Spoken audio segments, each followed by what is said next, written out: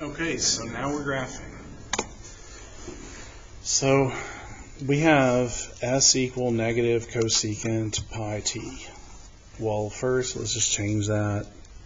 Y equal, or f1 really, f1 of x equal negative cosecant pi x. Now let's do that in the calculator.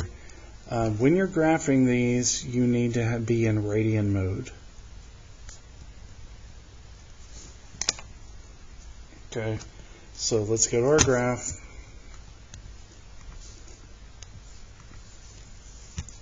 Here's my mode. If you click on radian, it switches to degree, DEG, so forth. There was also a setting.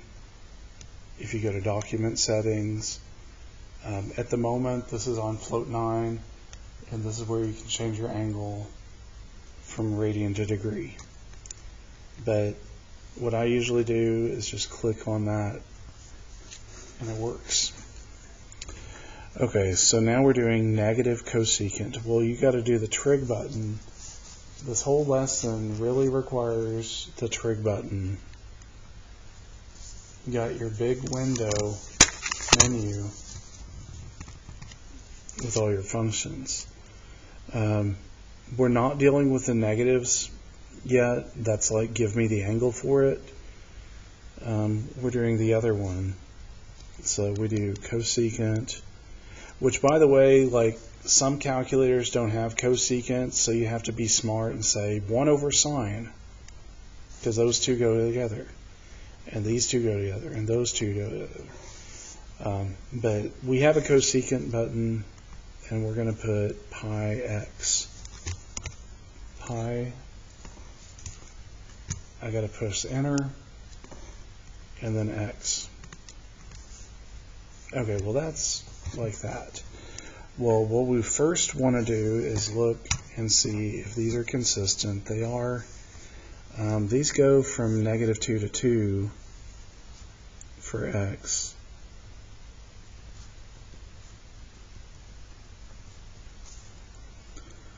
And they go for -4 to 4 for y. For all of them. I know sometimes in pre-cal, algebra 2, sometimes in calculus, some of these answer choices, like 2 of them, are going to have one window, and 2 others are going to have a different window. So pay close attention to your window, and then start changing it. You can either double-click them, each one, or what may be more efficient is just to go to Windows Settings all at once and go -2, down arrow 2, skip, and then -4, down arrow 4. So there we go. So we are down, up, down, up. This one's up, down. You don't want that. This one's split. Don't want that. This is down, up, and so is this one. So what's the difference? Well, y'all are good. You see there's a little space in between, which is the same. That's what we have. Now let me just take you for a walk.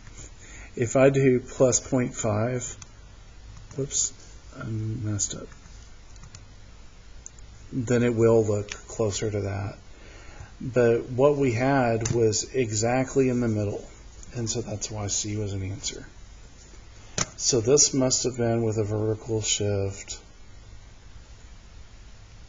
up.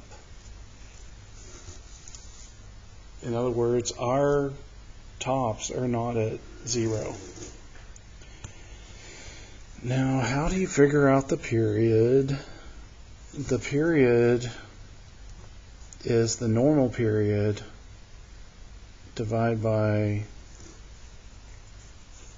B. Actually, in some books they call it W.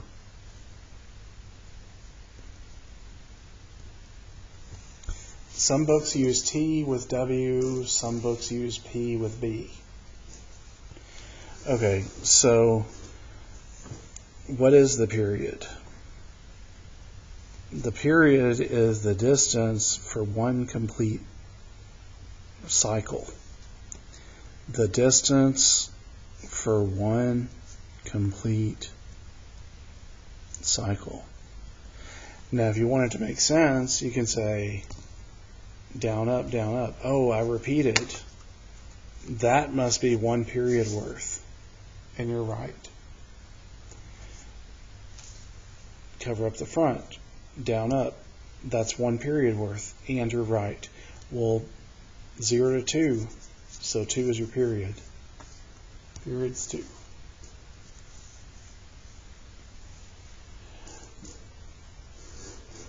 May as well just do it that way using the graph.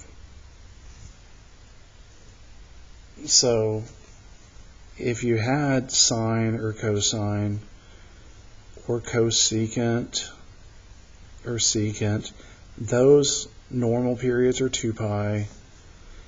If you had tan or cotan, that normal period would be pi. And the B or the W is the number in front of the X, or in front of the T. So I could have said T equal the normal period over a W, T equal its cosecant.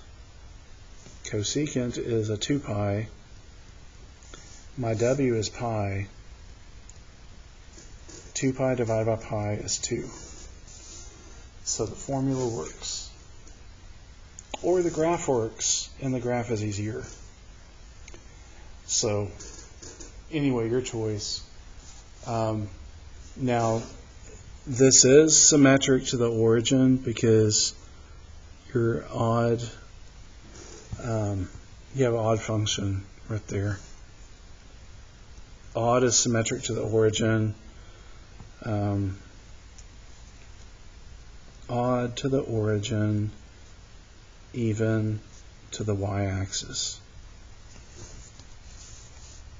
Okay, so now this time they want to do both sine and cosecant at the same time, and we want this interval.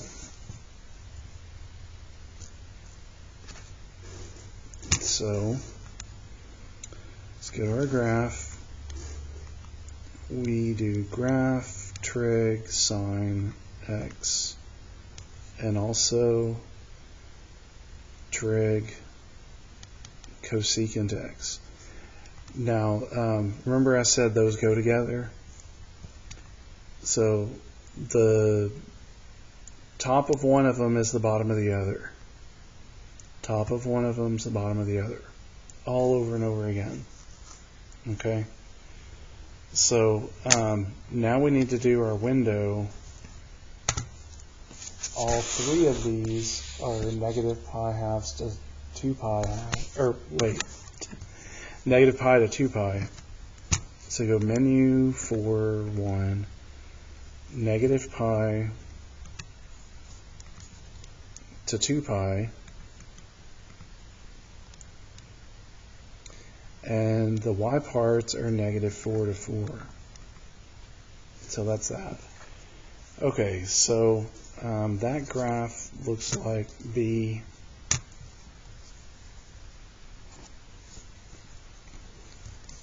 All right.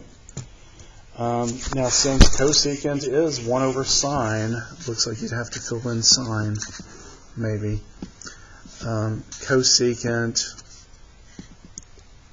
is undefined when sine is 0. How do you remember that? Well, you're doing 1 over 0.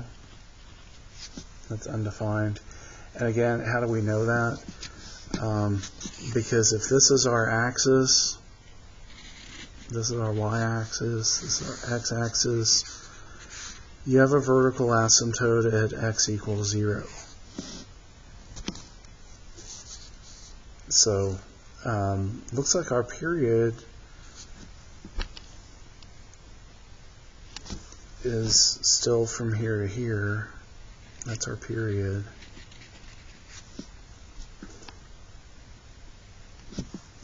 Okay.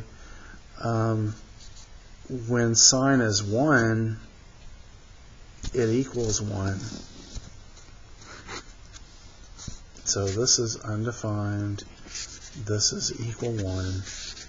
As sine approaches 0 through positive values, cosecant, okay, so sine approaches through positive, cosecant is up, which is infinity. Infinity. It's up. And when it approaches 0 through negative values, it's negative infinity, which is down.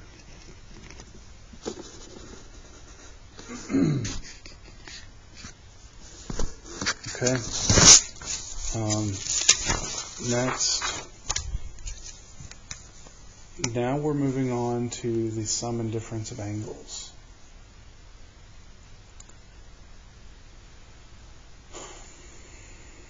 Okay, so we have the sum of two angles,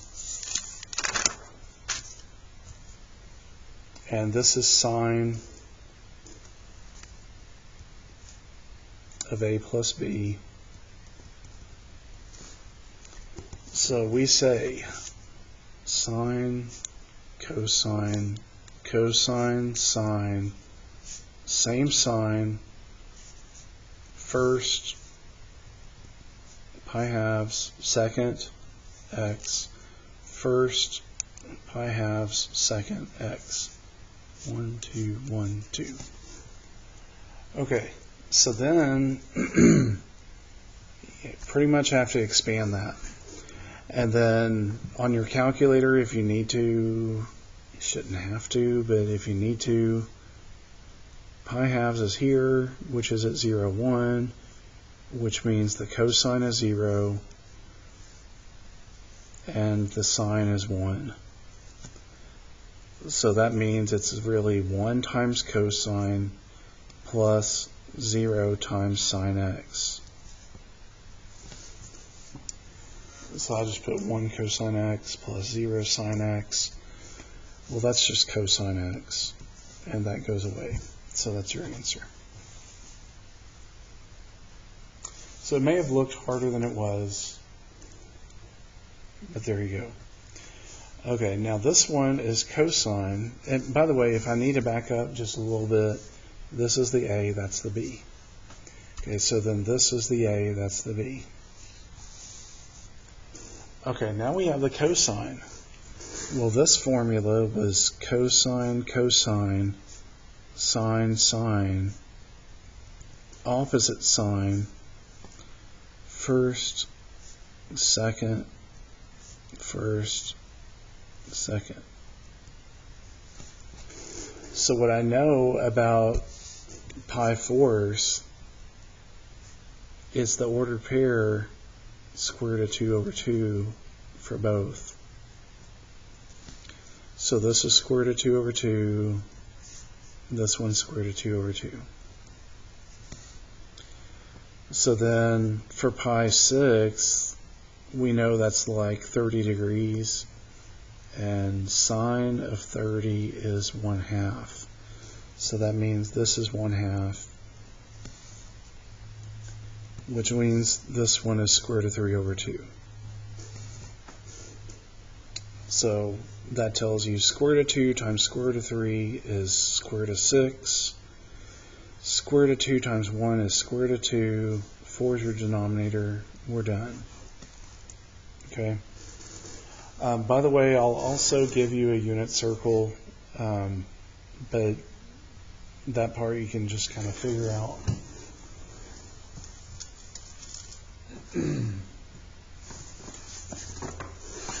My unit circle I did years ago, made triangles and used a paper plate. So with 0, it's 2 pi, which is 1, 0. With pi 6, that's 30 degrees, which is square root of 3 over 2 1/2. with pi fourths, that's square root of 2, square root of 2 over, well, you know, square root of 2 over 2 for both. Pi thirds is this one with it switched. And now we're at 1 radian, pretty close to that. And then just continue. Now, you probably had a unit circle that looks similar to this, which is also fine. You may have even had to create the unit circle from one quadrant or something like that. But it's x comma y cosine comma sine. And so if I want pi fourths, that has square root of 2 over 2 for both, which is what I said. And for pi 6, we have square root of 3 over 2, comma 1/2. So the sine part is the 1/2. The cosine part is square root of 3 over 2. Then multiply this straight across, get square root of 6. Multiply this straight across, you get square root of 2, and your denominator is 4.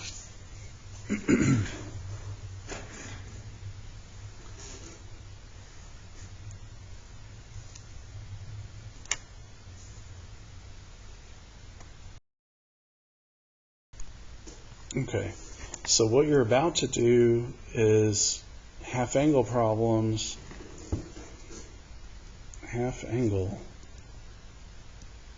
You mean like 45 degrees divided by 2? Like 22.5 degrees? Yeah, and sometimes 60 degrees divided by 2 is 30 degrees. 30 degrees divided by 2 is 15 degrees. That's what we mean by half angles.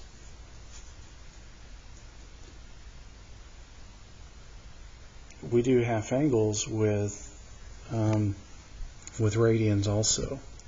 So if you have, this is pi fours, divide by 2, that's pi eighths.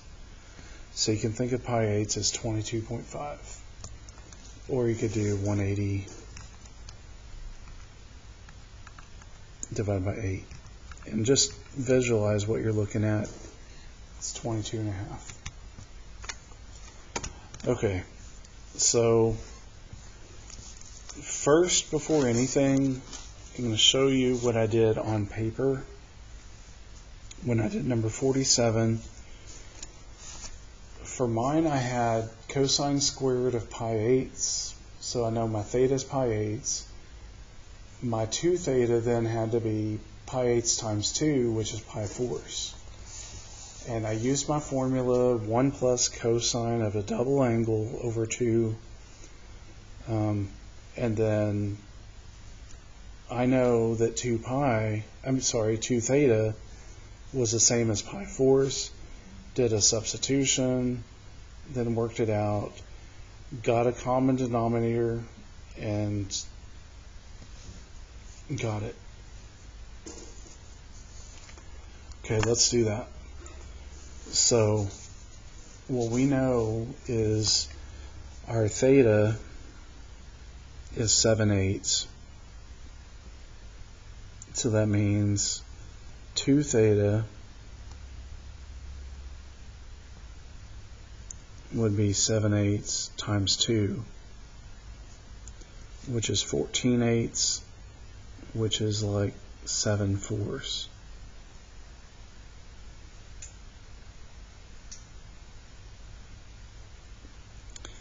Part I left off was pi. So 7/8 pi, which means all this turns into 7/4 pi. Okay.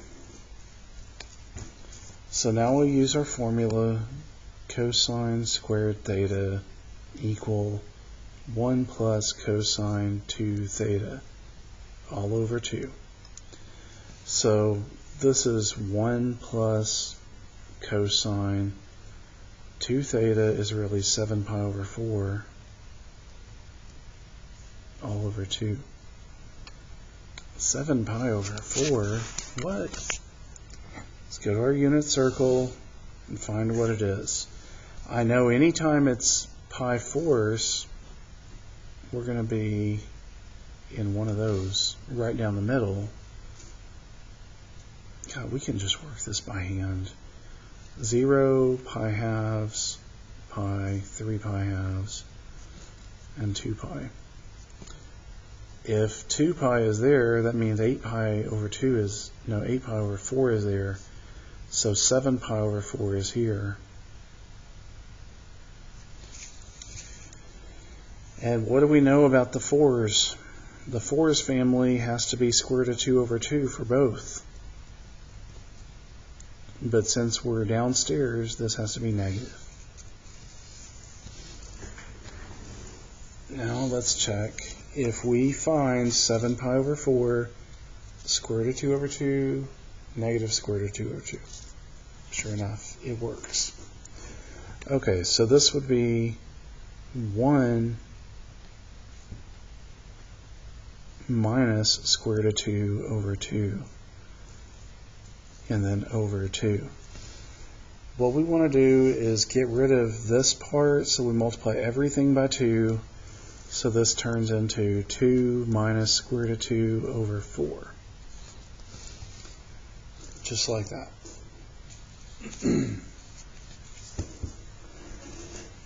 So we multiply this term by 2. 1 times 2 is 2. When we multiply this term by 2, your denominator goes away, so it's just minus square root of 2. And when we multiply this term by 2, we get 4. Whatever you do to one part, you got to do to the other. So there you go.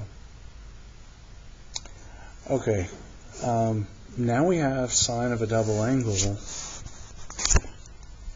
plus cosine equals 0. Well, sine of 2 theta, or 2x, is really 2 times sine times cosine. So what we would do is we would say 2 times sine times cosine plus cosine equals 0. Those are not like terms. What do we do? What do we do? Factor out your greatest common factor, cosine theta. So he had 2 sine theta plus 1 equals 0. Again, to check, cosine times 2 sine is 2 sine cosine. Cosine times 1 is cosine. Now we go cosine is 0. And 2 sine theta plus 1 equals 0. Sine theta equal. Move the 1 over, it's negative. Divide by 2, it's negative 1/2. Okay, so where does that happen? Cosine is 0 when x equals 0. Where does x equal 0? Here where it's 0, 1, and here where it's 0, negative 1. Where is that? Pi halves and 3 pi halves. So there's 2 of your answers. Where is sine equal to negative anything? Downstairs. I thought we said sine of 30 degrees is positive 1/2. How can we go downstairs? If this is up 30, this is down 30, so you do 180 minus 30, which is 150. Now you're probably going to want to be in terms of pi. So if this is 2 pi, and if we're in 6th, well, we don't know what we're in yet. I don't want to say that. Yeah, we are in 6th because sine of 30 is the same as pi 6. So 2 pi minus pi 6 for right there would be like 12 pi 6 minus pi 6 is 11 pi 6. And over here, oh, I did that I did the math right, but I did the location wrong. Okay, so all of this work is for right there. Sorry about that. This part is 360 minus 360 minus 30 is 330, and we could have said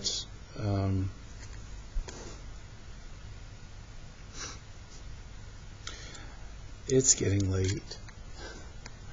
Okay, so this one really is 11 pi 6, and this one really is 7 pi 6. Because if this is pi, 1 pi 6 bigger is this, which is where 150 is. One smaller than this is 11. So that's your answers. So one of them, this one that I was like with 360 degrees was this part, and with this one it was 180 minus, which is like pi minus pi 6, which is you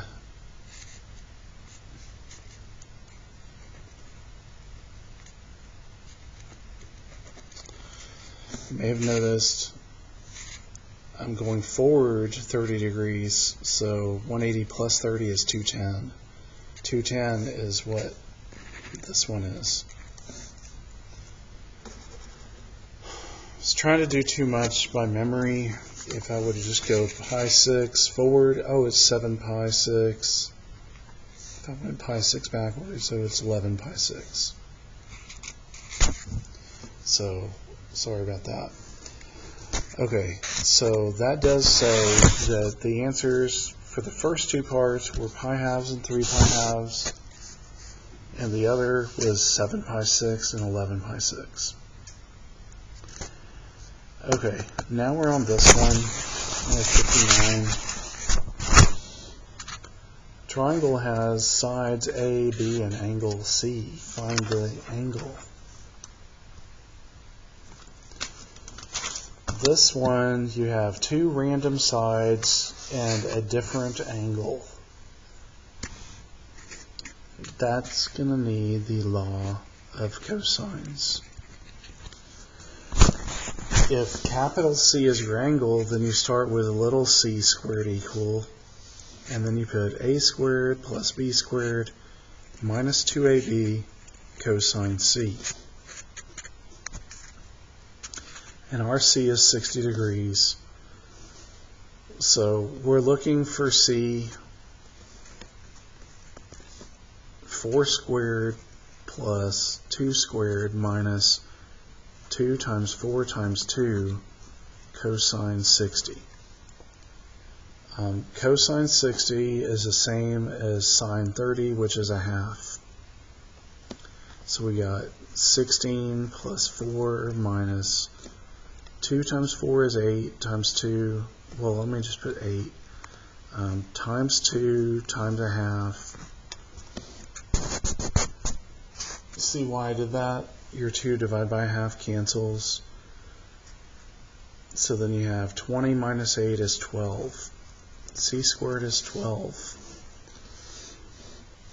Well, we need C. So that's like square root of 12 is the square root of 4 times square root of 3, which is 2 square root of 3, which is what that is.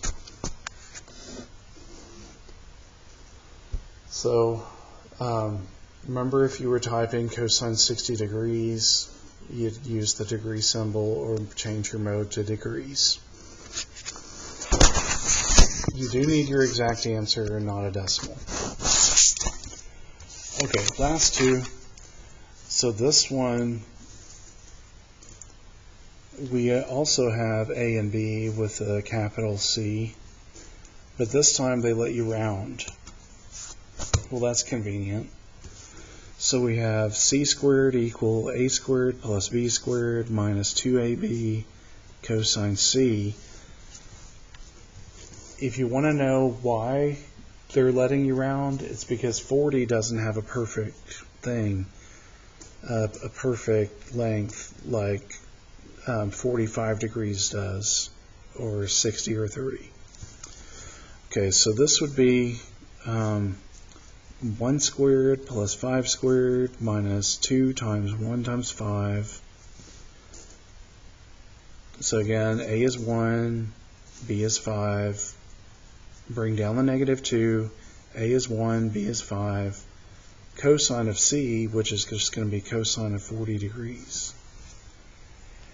Now, when you do this, you're going to get an answer, and then you might forget the square root. So I'm going to go ahead and say C equal the square root of that. How you type it is up to you, but I would never type a 1 squared. And I don't even type 5 squared because that's 25. Now this part I'd say minus 2. I never say times 1. I will say times 5. And I will say times cosine. And I put 40. Now I'm in radian mode. If you don't want to even have a problem, hit pi and go to degrees. And yours is going to be as a decimal. Then you need square root of the answer. And that's that. Which is 4, well, okay, let me just write it out to be very clear.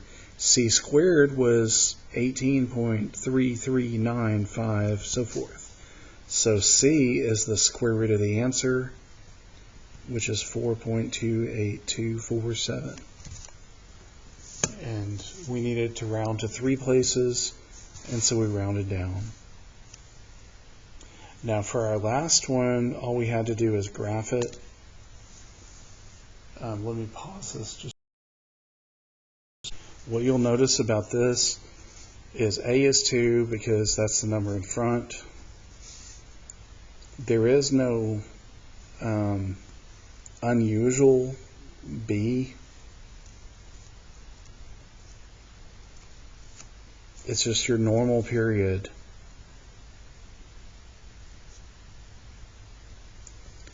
C is negative a half because if this is plus pi halves, you got to flip the sign. So change your sign. And D is positive 2 because that's a vertical shift up. Now you're going to have this pop-up window. You can type pi to get pi, and it'll put it for you.